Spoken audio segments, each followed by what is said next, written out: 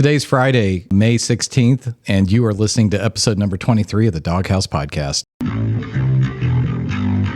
From DogHouseSystems.com, this is the DogHouse podcast.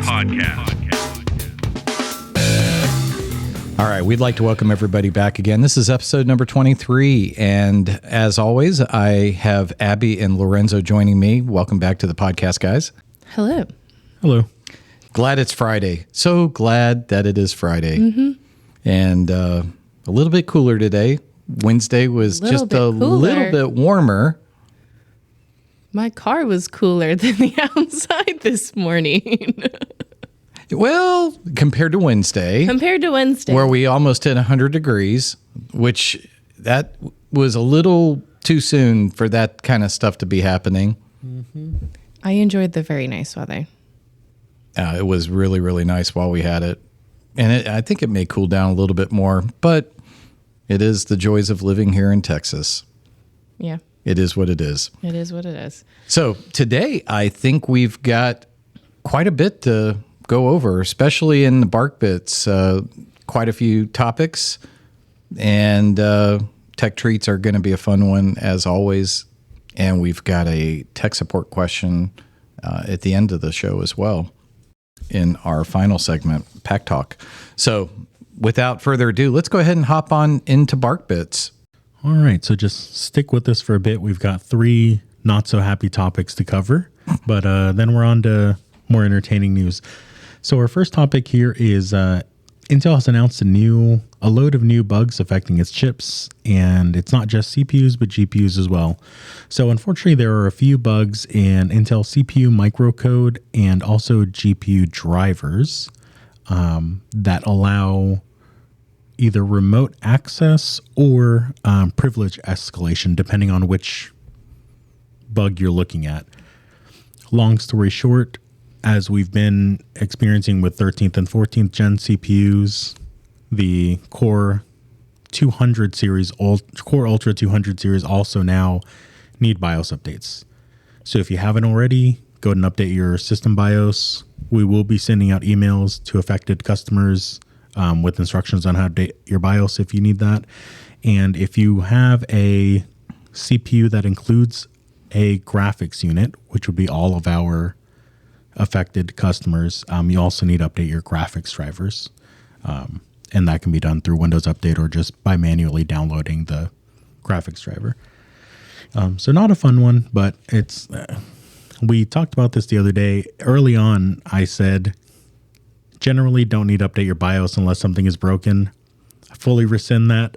Regularly check for updates, and a couple weeks after a new stable BIOS releases, I'd say go ahead and update it at this point. And I even remember back about 12, 13 years ago when we did the original version of our podcast, that was something that we preached on a regular occasion. It's like, hey, if it's not broke, don't go trying to fix it.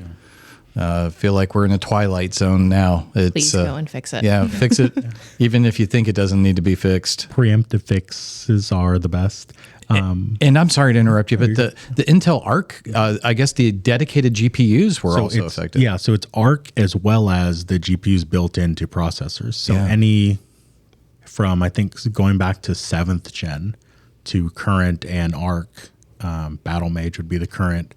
All of those would be affected by that remote privilege escalation in the driver. Yeah. So pretty much anybody listening to this podcast, if you've got an Intel CPU, it'd probably be a good idea to take a look at the motherboard that you have and look out for a BIOS update that if it's not out yet, should be out sometime soon. Yeah, BIOS and graphics drivers. Our second story is more in the same vein, but Intel is still releasing not quite as large, but smaller patches to address system stability and vulnerabilities with 13th and 14th gen CPUs. So more of the same. Please update your BIOS. Affected customers of DogHouse should already have emails in their inbox. If you do not, let us know so we can get you on the email distribution list and also provide you with instructions on how to update your BIOS. And third, this one's not quite as pressing. This is a cybersecurity researcher who saw that particularly on AMD CPUs, Zen 1 to 4, so older generations, would allow people to load unsigned code. So kind of like updating your BIOS to update your microcode, but it wouldn't need to be signed by AMD. And thought, you know what? I bet someone could create ransomware that would live on the CPU. And he did, or they did. So a proof of concept now, but the information is out there, and I'm sure someone is going to leverage this into some kind of ransomware sooner rather than later. So yeah, important to keep your systems patched with known, good, signed microcode from AMD and Intel at this point. Yeah. So that's it for the sad news. John, you want to have us talk about something a little happier? Yeah, this is kind of interesting. Tesla recently shared a video of their robot that's named Optimus. And I don't know if you guys have seen the video, but pretty impressive. I think you showed me the video. Oh, that's right. I did show that to you the other day. Yeah, that's right. You showed me a couple of videos of it. Yeah, it doesn't look real. Yeah, that's right. But you made that point. You're like, yeah, I think this might be AI. You showed me this one or this one? There was one of them. The silver one that looks the Unitree animated. Is the one. Unitree looks animated. Yeah, it looks like a 3D animation. I think it was the Optimus doing karate. Yeah, so that was actually the Unitree. That's a Chinese robot. Okay, then I made the comment that one. Yeah, this one looks like it's graphics, like generated PC graphics. This is Unitree that we're talking about. And for our listeners, this is great audio. On the linked page, we're looking at the Unitree video. And we'll include those links for folks to be able to check out. Now, they claim, if you go back to that end of the video, they claim there's no AI or any type of... but it looks... But if they say it, you know it's true. Their lighting, let me just say, their lighting is impeccable. Yeah. Their rays are traced. Their shadows are set to high. Yeah, the Kung Fu bot game was really interesting. Yeah, because you have the real person, but then it doesn't look real. There's just something, I don't know, if it's the frame rate or the lighting or something looks a little too overdone in Unity. Yeah. It's again, we'll include the links. Now, Unitree it's not like they're new to the game. Y'all might be more familiar with the dog, the canine style robot that they had come out with. And that's what kind of, backing up a little bit, the Optimus one, that one does look quite real. That one does look real. And you can actually see that it appears to be tethered. Yeah, I was going to point that. I was like, I'm pretty sure it's real because they don't want it to destroy itself if it tips over. If it fell over, exactly. So they've got it protected. And I guess the article, the point of the article is it looks like they've got a good bit of catching up compared to the Optimus robot. And I've seen some other videos or not the Optimus, but the Unitree. Mm-hmm.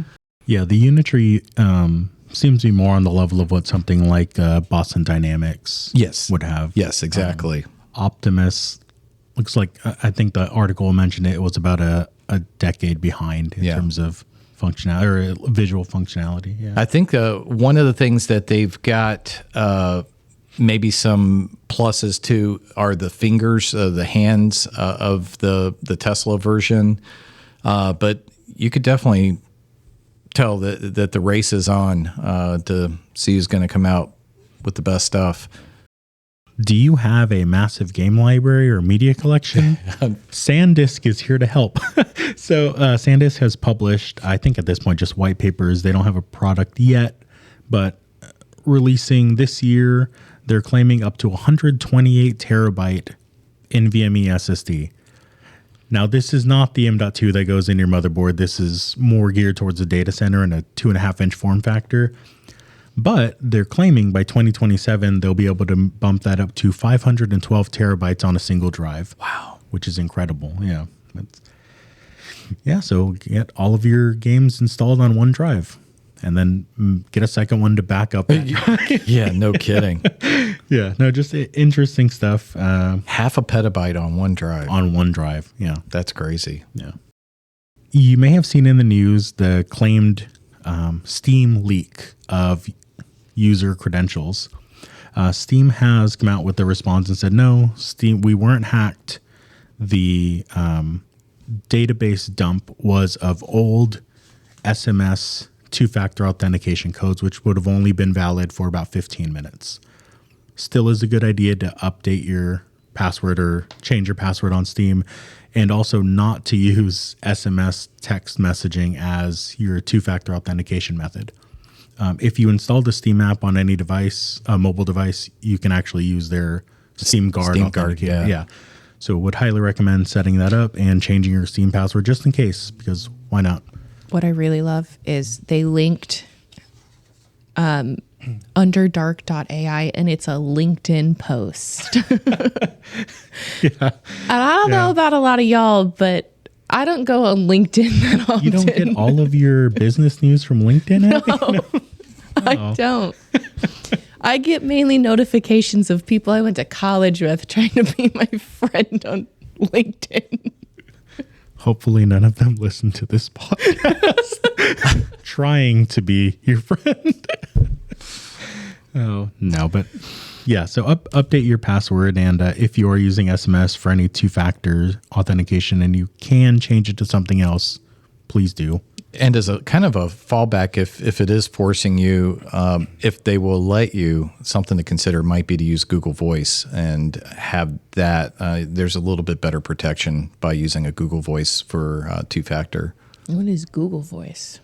So basically, you can have a free voice account with your own dedicated local phone number. Oh. Yeah. And so with the worst, in my opinion, and we may have talked about it on a previous podcast, I can't recall, but like banks, I don't understand why banks don't work with two-factor authentication. They typically are forcing you to use a phone number.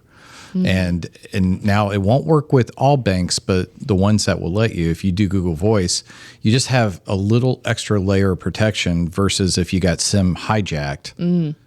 With Google, you can have true two-factor authentication, so you've got a little extra shield. Got it. In between you. The important thing to know with Google Voice is make sure you use your Google Voice about once every 3 months. Yeah. Otherwise, they will reclaim that phone number and assign it Exactly. to someone else. Yeah. Oh. Yeah.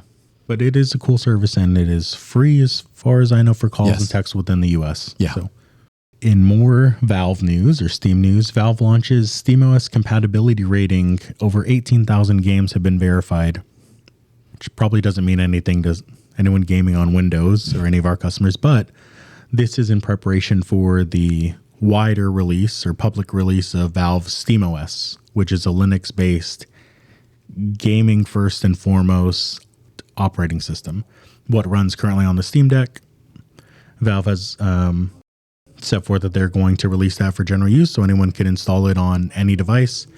May work, may not work, but this is at least a step towards saying, hey, this game will run, whether it's through a compatibility layer like Proton or natively if it has a Linux native port of the game. Do you remember back when Steam was really pushing SteamOS, the SteamOS 1 or 2? Yeah. Version 2, I think. What was it called? Because they, even we were looking into building some systems. Yeah, based around. the initiative would have been for Steam machines. Yeah. And it was just SteamOS. I think that was version 2. Current is version 3. I don't know about version 1. Yeah. But this one's a lot better. And it's actually really good. Yeah. Nice. I would probably consider installing this on my system, maybe dual booting. I don't know if I'm ready to go full, get rid of Windows entirely. But yeah, here's a question, a live question on the podcast. Would we consider selling systems with SteamOS? Yeah, I think so. I mean, we were open to the idea back with version 1, but we never did go through it all the way. But at this stage, especially knowing that it works as well as it does on Steam Deck, I think we would be open to that. Let us know if you're interested in SteamOS. Yeah. Do you have a 3D printer? And do you have a broken adjustable head for a one-blade razor from Philips? Good news. You can 3D print a replacement. The Philips Fixables program lets you 3D print spare parts at home, which is actually a pretty cool initiative. So if you've ever had, and hopefully this goes beyond this one model that they have, but plastic accessory parts that come with products that you cannot get a replacement for without buying another product, Philips says, why not just print it at home if you have one, which is pretty cool and pretty consumer positive. Yeah. That is very positive, and I'm very surprised that Philips did that. Yeah, same. Very, very surprised. Now, the quality of the finished part will depend on your printer and your filament and your temperature settings and all that. But it's a cool initiative, at least, and we'll have to keep checking back and see what else they post. Yeah. Have either of you played Pal World? No. I've heard its name in media. So Pal World in the news is the Pokemon clone that may or may not have litigation with Nintendo. They're currently in some not so great court battles. And I just say not so great court battles just because they're getting sued. The creators of Pal World are getting sued by Nintendo for patent violations. So that's not so great. But I don't think the patent violations are artwork related. I think they're gameplay loop related, which is pretty interesting, of just capturing, training, and upgrading your possibly animals. I haven't looked into the patents as much. But it'll be interesting to see if it is character design. It might be character design as well. They might have patented their Pokemon. Yeah. So I could be so wrong. Someone please fact check me at some point. Nintendo is an odd company because they have, they have very seemingly infinitely deep pockets as far as litigation is concerned. But they also have such a family-friendly face, but then vigorously defend that family-friendly, face that they put on. But so this article is about new update coming to Pal World. Not a whole lot of details, but it is going to be named Tides of Terraria. So it will be a collab with Relogic, the creators of Terraria, to bring some of the eldritch horrors from that game into Terraria. So should be pretty cool. I may need to dust off the old Pal World server and boot that back up. Yeah. Cool. It is catching and releasing creatures. Okay, so it is the gameplay. Yeah, okay. Those are the two patents currently at issue in the lawsuit. Gotcha. So, some of you may know this. I don't like spiders very much. Not my favorite creature in the world. Avowed, which I believe we've talked about on this podcast, will now let you replace the spiders in the game with orbs as their arachnophobia mod. So if you wanted to play the game but then found out there were spiders, you can now play without the spiders. I think that would work well for you. Yeah, it would work very well for me. And yes, you're right. We did talk about on a previous podcast because I remember your hatred of spiders came up quite well in that episode. It was crabs. Yeah. So there's arachnophobia mode in World of Warcraft that turned spiders to the crabs. That's what it was. Yep. That was nice. I couldn't get I was like, why were we talking about crabs? It's because you could turn spiders into crabs. So they may have been a little less scary. Nice. It'll be interesting to see. But that's part of some of the updates that Obsidian has laid out in their roadmap of patches. It also includes cooking and crafting improvements, new active and passive abilities, unique weapons and armor, custom map markers, and a lot more. So it'll be fun to see all of the new updates that they have. For sure. I don't know about the two of y'all, but I have stopped watching a lot of YouTube videos because of the amount of ads I have to watch. And sometimes they don't even let me skip them.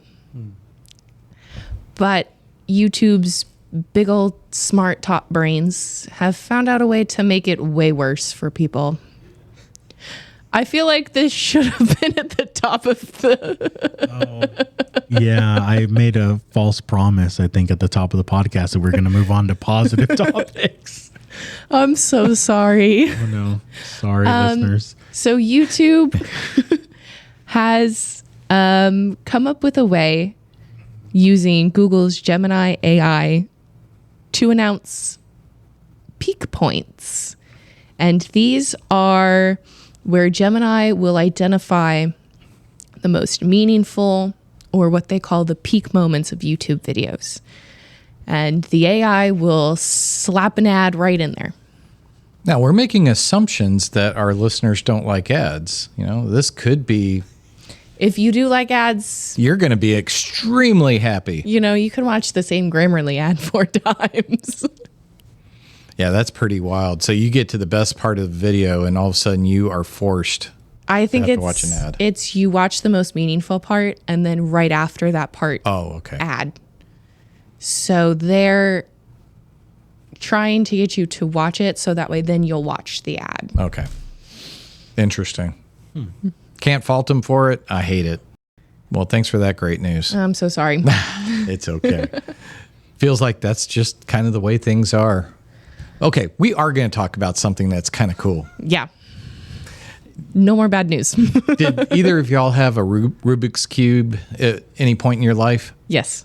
Yes, Did y'all ever figure out how to solve it? No.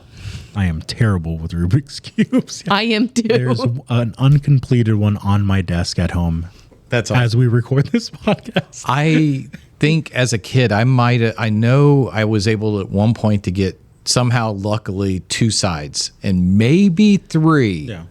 That was it. And we didn't have that. Well, I didn't have anything like YouTube or anything to be able to watch back in the day, because I had one, I guess, in the 90s, back when they first came out, maybe even late 80s.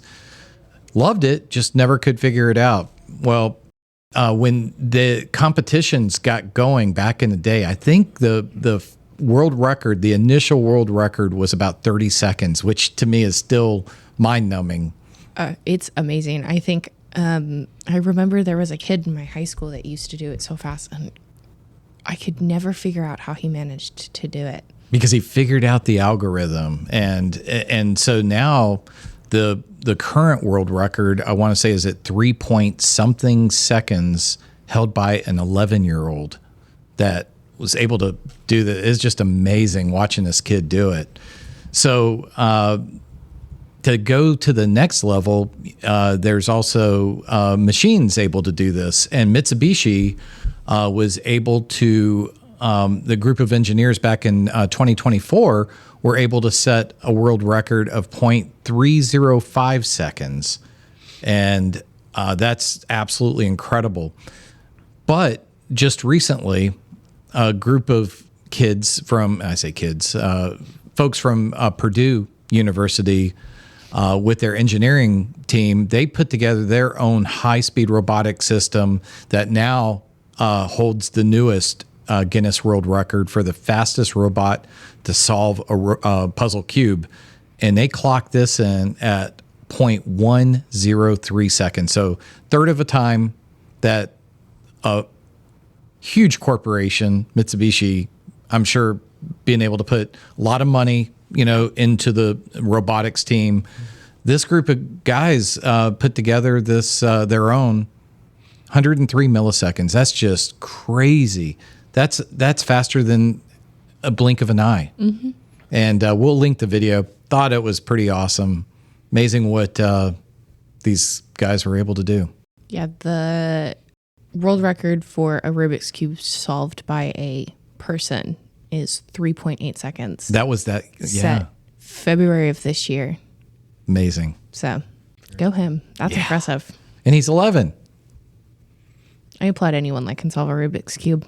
I cannot. He might break his own record. Maybe. All right, we got some good games for you.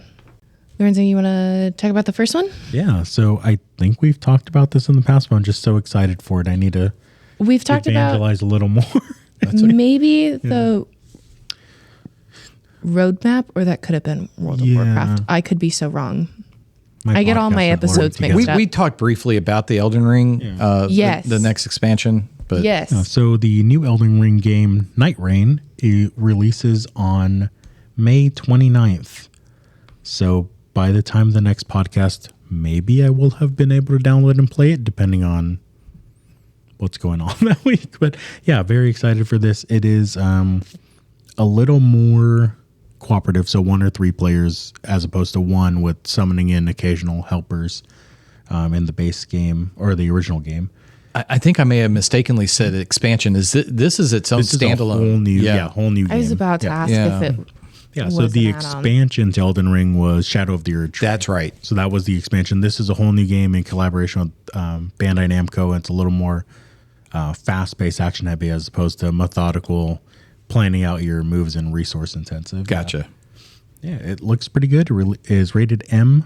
Is $39.99 on Steam or wherever your favorite games are found, and releases on May 29th. Wow, so half the price of a Nintendo game. Yeah, there is also a deluxe edition, I think, that is about $75. So, But still, $39.99 for a brand new game. yeah, Go PC gaming. there you go. And if we didn't mention this before, I believe there's an M rating on this game. Yes, rated M. Yeah, for mature. Yeah. Yes.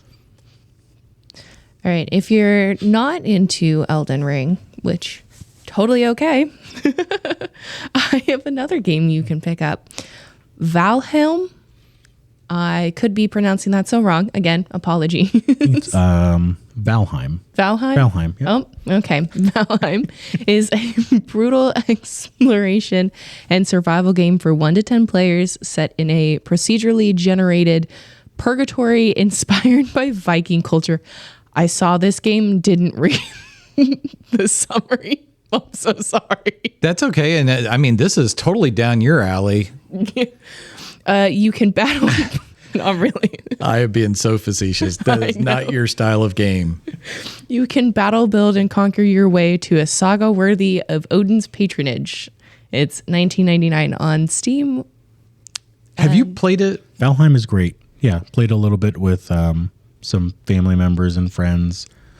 Do not know if there is a story or an ending to the game. We just built a big base and tried to raid stuff and died. It looks fun. Yeah, it's really fun. It is fun. It's a fun game to play with people. Like I said, I don't know anything about story or narrative.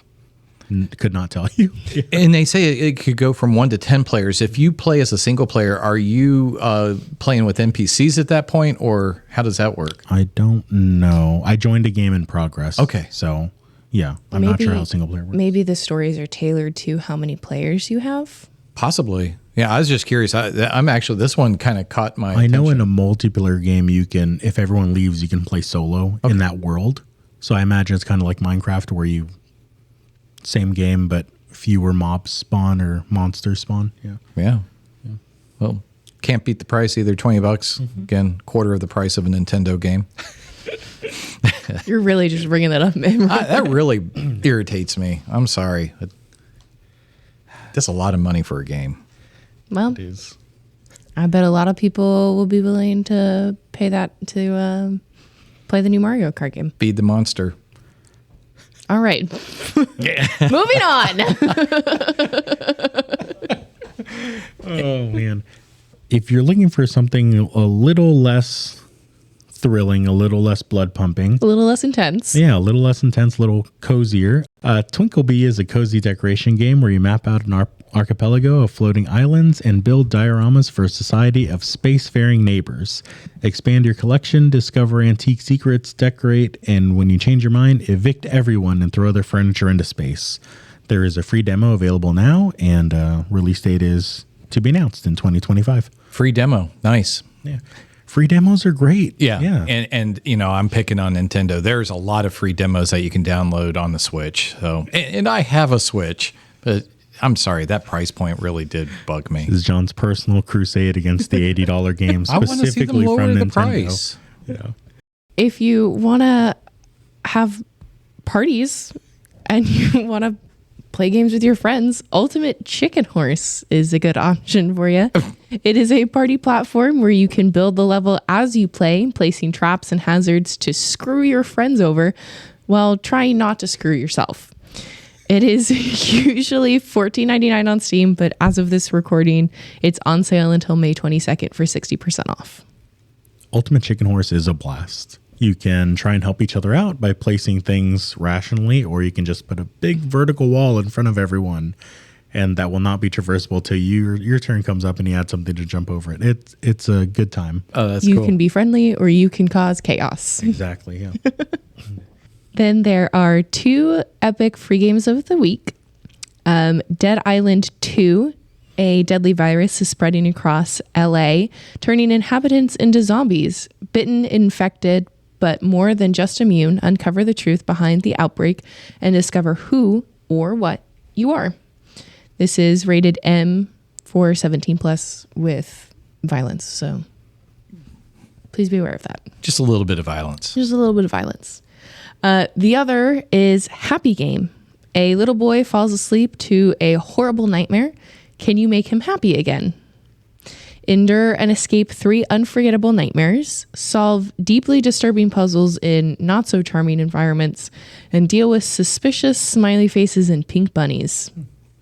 Yeah, it looks a little disturbing. It's kind of like an Alice in Wonderland type thing. Yeah, the more I read, the more I'm It's not so sure that Happy Game is a good title for it, but Yeah, it's kind of like us with our happy segments today.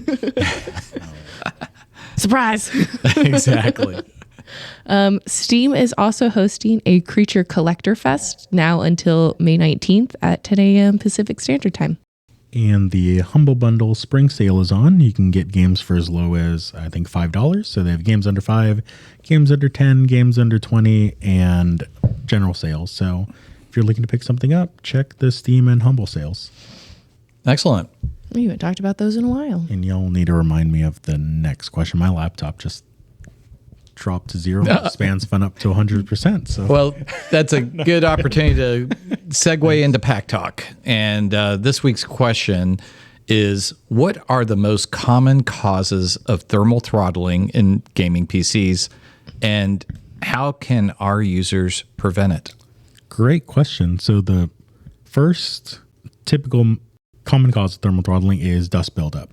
If you have pets, I have a dog. He's very cool. He's very cute, but stuff does just build up. So keep your play area clean.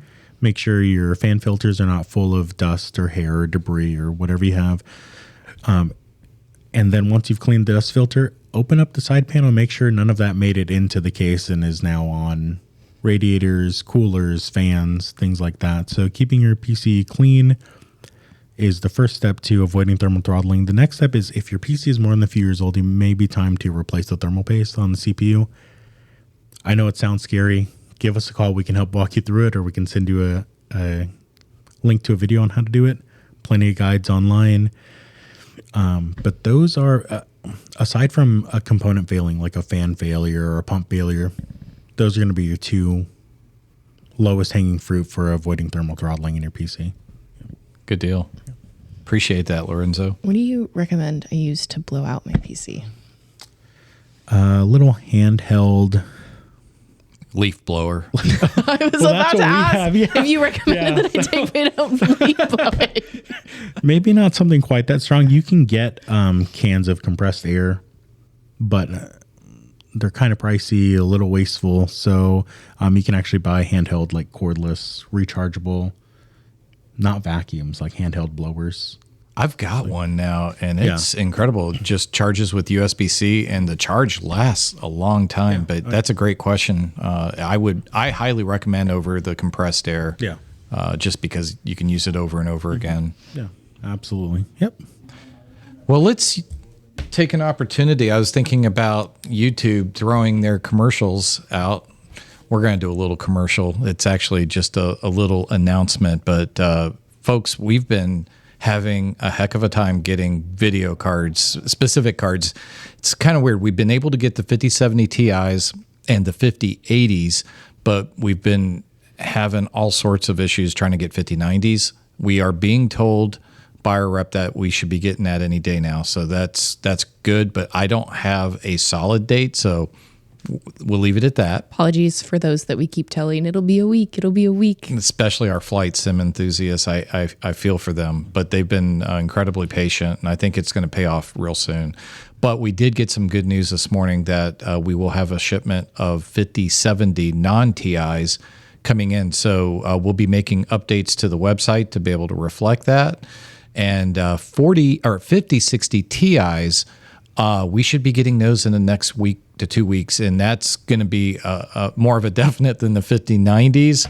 So things are finally starting to come around. And on the Mobius side of things, we do have on the Mobius TL our 18-inch model that does feature the 5080 and the 5090, but we are just probably about 2 to 3 weeks away from having our 15-inch models for the Mobius ES line that will have a complement of various 5000 series cards that will hit a better price point for those that are more on a budget. So we're getting there. We appreciate everybody's patience. It's been absolutely testing our patience, but again, we've kind of been in Bizarro World, Twilight Zone episodes.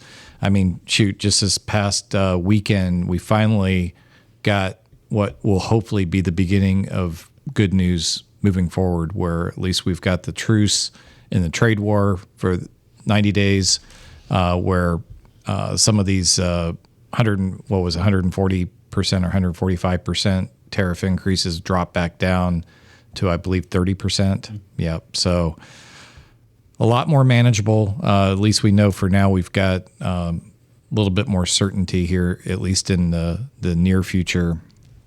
And we're not going to turn this into a political show, but it's just hopefully the end is near as far as some of this craziness and instability. We just want to be transparent. Yeah. And that's the best we can do with what we've got. So the end of our shameless plug there, but more than anything, just kind of letting folks know that 5070s are on the way along with 5060 Ti's.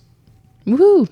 So this was a interesting episode that wasn't full of great news, but I feel like it was important news, even if it's not great, knowing some of the things that are happening around the newer Intel CPUs, as well as we've got a lot of customers with 13th and 14th gen CPUs. I thought we were done with the BIOS updates. I guess there's two trains of thought on that. One is, I guess you could be negative on it. It's like, well, didn't they get it all figured out back in October, November, December?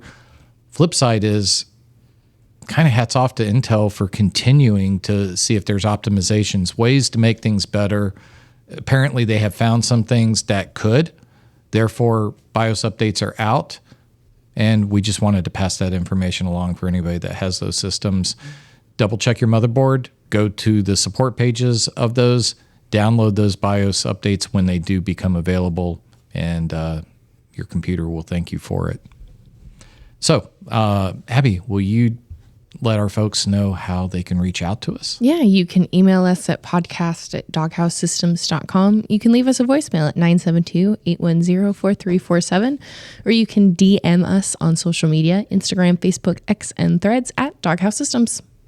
I haven't asked this question in a while, but do y'all have any fun plans going into the weekend? No.